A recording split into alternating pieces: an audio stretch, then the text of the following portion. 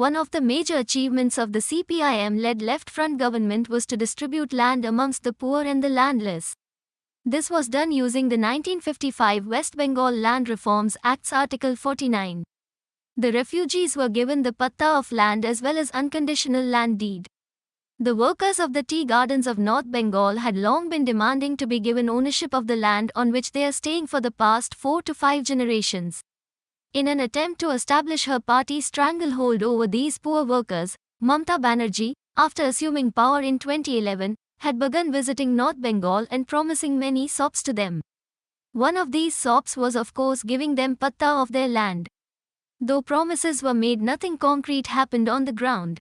Just before the 2021 assembly elections, the TMC government came up with the Chaa-Sundari scheme, in which it was decided that the government would construct houses for the workers of the tea gardens. Accordingly, 500 crore rupees was allotted in the budget for 2021.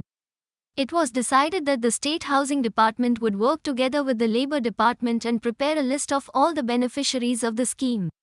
According to the budget proposal, 3 lakh permanent workers working in 370 tea gardens would benefit from this scheme. It was later learned that out of the rupees 500 crores allotted in the budget, only rupees 104 crores had been spent.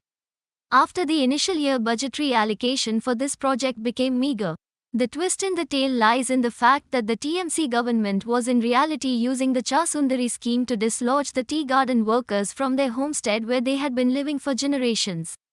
If the garden workers could be moved away from their present location to a place near the forests, the land on which they lived could then be declared as surplus land and be used commercially. Under the leadership of CITU, the garden workers declined to relocate to these newly constructed houses, which were far away from their workplace. Moreover, in the garden where they stayed, they had land for cultivation and animal farming, which supplemented their poor wages. The houses under Chaa-Sundari did not provide them with such opportunities. So the workers stepped up their demand for land on which they lived to be given to them. Sensing the displeasure of the garden workers with the Chaa-Sundari scheme, the Mamata Banerjee government decided to abandon the scheme and come up with Chaa-Sundari extension scheme.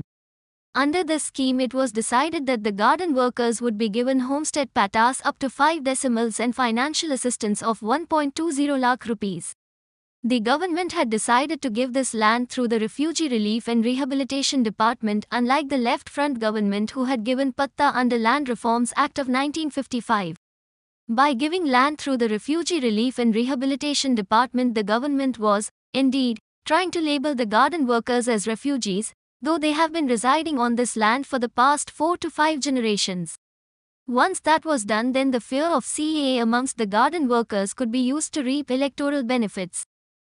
But the tea garden workers, guided and led by the C2, have declined to fall victim to this sinister plan of the TMC government. They are demanding that the land that they are now living on be handed over to them officially. C2 has made it clear that if a garden worker is living on 2 decimal land, he should be given that, and if he is living on 22 decimal land, then he should be given patta for 22 decimal land. This movement is currently gathering steam and will become a full-blown movement once the parliamentary elections are over. The houses which have already been constructed under the Chaa-Sundari scheme will now lie abandoned. Crores of taxpayers' money has been wasted by the Mamata Banerjee government. One more dream project of the Chief Minister has gone down the drain because of the faulty planning and execution.